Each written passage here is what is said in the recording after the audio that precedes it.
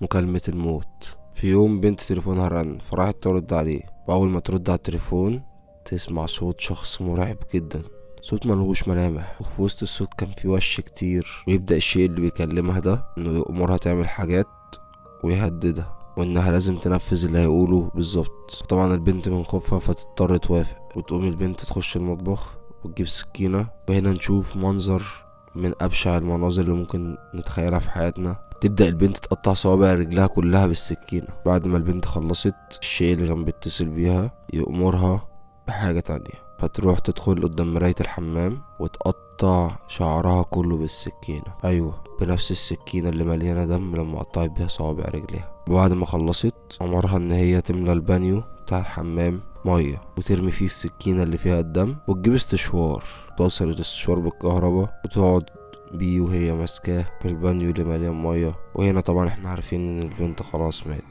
قصة مأساوية جدا، ودي كانت أبشع حادثة ممكن حد يتخيلها. صلى على رسول الله.